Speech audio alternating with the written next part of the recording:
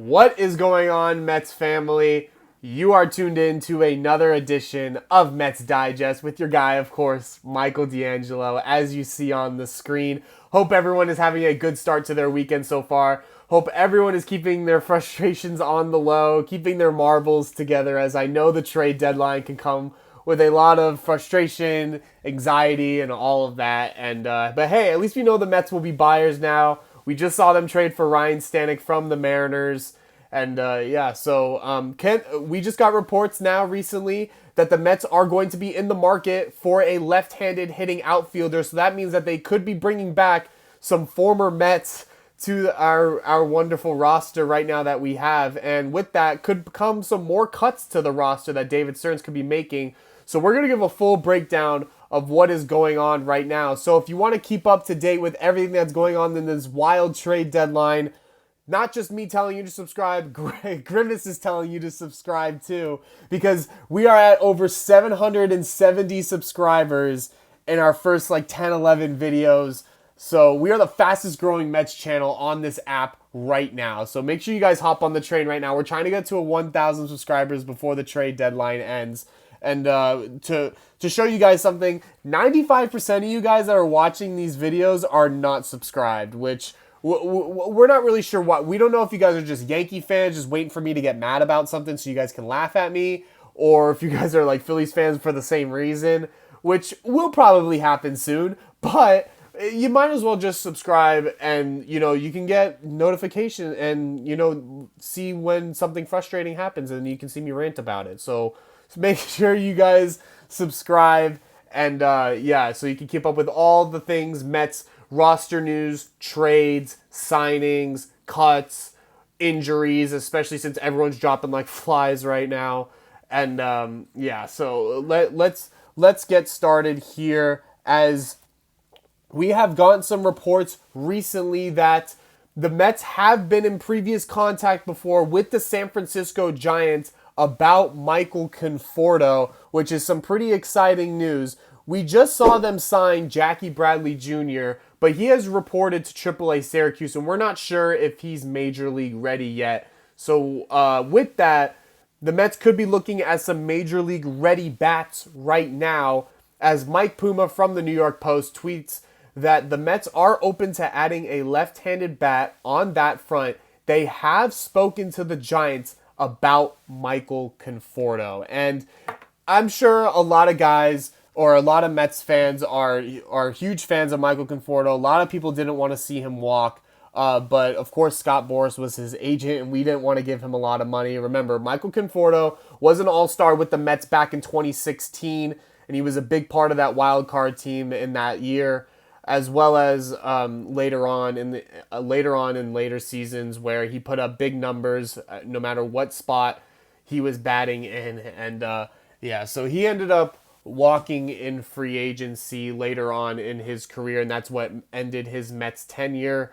But it could look like that he could be on his way back now, as he is on an expiring contract, so he would be technically a deadline rental. And right now, he's probably not going to cost a big prospect, which is a big positive for the Mets and a big priority for them this deadline. They want to pick up guys that are not going to cost them a lot of, top prospects, a big prospect. And Michael Conforto is that guy right now. He's only hitting .216 and only has an on-base percentage of around a little under 300.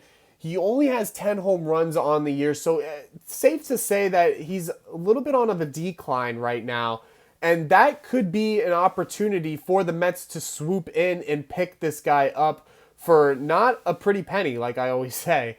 So, yes, of course, I feel like a lot of fans are going to want to see this happen, as well as I would. But, I mean, look, as long as we don't give up any prospect, that's in around the top 15 maybe, I would be totally okay with it. We just saw the Yankees trade for Jazz Chisholm right now, and they just had to give up their number 20 prospect, Agustin Ramirez. So if the Yankees only had to give up their number 20 prospect plus two others who are yet to be announced, I think, if they only had to give up that to get Jazz Chisholm, who is only hitting 251 as well, who's having obviously a better year than Michael Conforto, then we shouldn't have to give up a top 15 prospect to get Michael Conforto back on the Mets.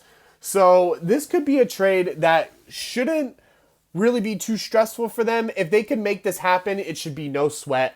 And yeah, I'm sure a lot of fans would love to see Michael Conforto back on the Mets, especially for this playoff push. Of course, something that we really missed was seeing Michael Conforto in the playoffs. Of course, everyone remembers that 2015 World Series where he was just a rookie, and he had that multi-homer game against the Kansas City Royals, and yeah, so he had a lot of great memories with us, and we would love for him to make some more with this current Mets roster right now with Francisco Lindor and Pete Alonso, all guys that he has had experience with. And yeah, so Michael Conforto to the Mets, it could totally be a possibility. They have already been in contact with the San Francisco Giants about him. So we'll see what ends up happening. The trade deadline, remember, is in 3 days. We have about 2.5 days until it is over.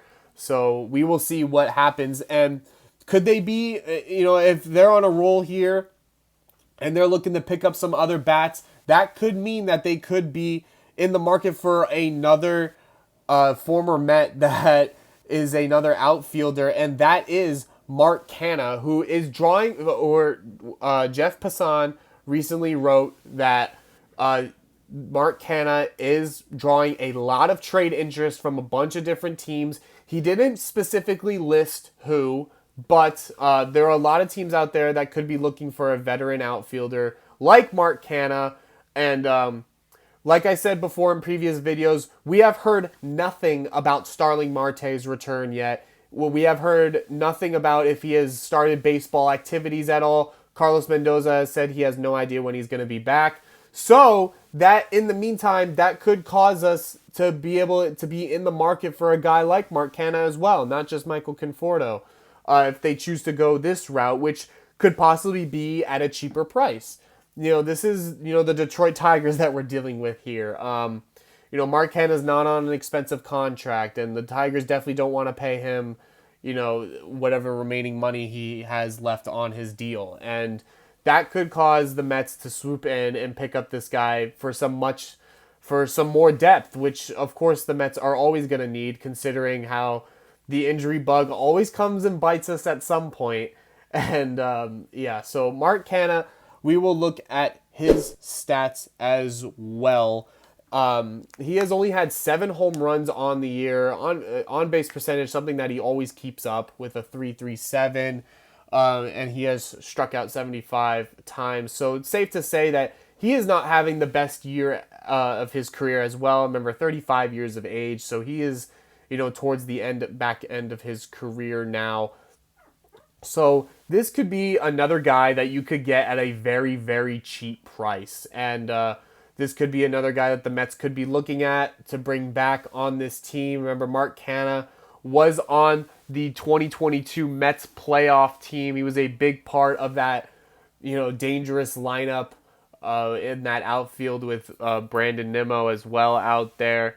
And yeah, so Mark Canha could be another option for them coming down to this trade deadline. But with that, could the Mets be making more cuts to their roster with these guys coming in? We just saw them trade for Ryan Stanek from the Mariners, like I said before. And with that came the DFAing of Adrian Hauser, a guy that David Stearns was very high on in one of his offseason pickups. Remember, David Stearns came over from Milwaukee along with Adrian Hauser. And, David Stearns ends up DFAing him after, he was kind of, I mean, look, let's not overrate him. He was not having a great year, obviously. Moved him to the bullpen, still wasn't doing great. But the last, few days, he was kind of starting to get into a little bit of a groove. And, his ERA was still around high 4s and a 5.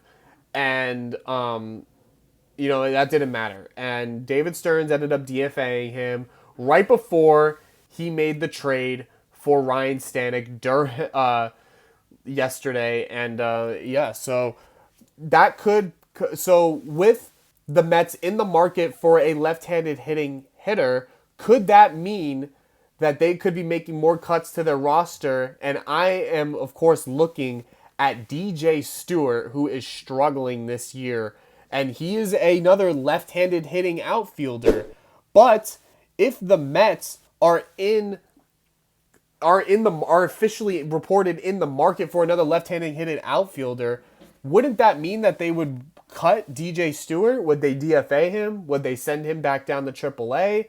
You know, what are they going to do? Remember, DJ Stewart only has 5 home runs on the year, something that he was thriving in last year. He went on a tear during the back end of last year to get awarded this 1-year contract that we gave him this year.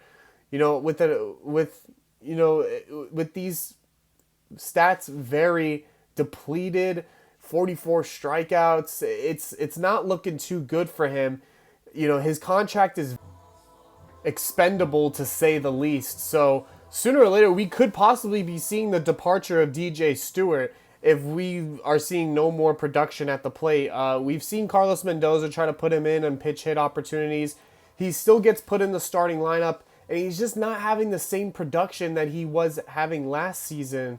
And that could cause him to no longer be a Met anymore. And you know, this is something that I kind of, I'm going to go off on my little own opinion here. This is kind of something that I predicted. Sadly, I wasn't a part of this channel, or we didn't start this channel while I had this, prediction that I knew DJ Stewart was not going to have the same exact production as he did at the end of last season. I knew he was doing that. I knew he was going off like that because he wanted money, and he got his money, and now, he took a backseat. And now it's looking like his time with the Mets could be coming to an end because it's just the production's not there anymore.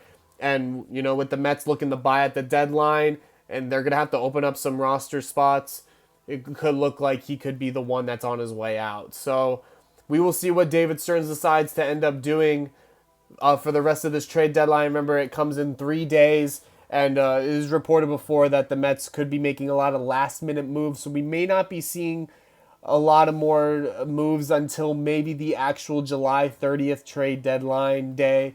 And we will make sure to keep you guys up to date with all of that, as well as any other cuts, roster moves, injuries to the Mets. Make sure you guys subscribe right here to Mets Digest.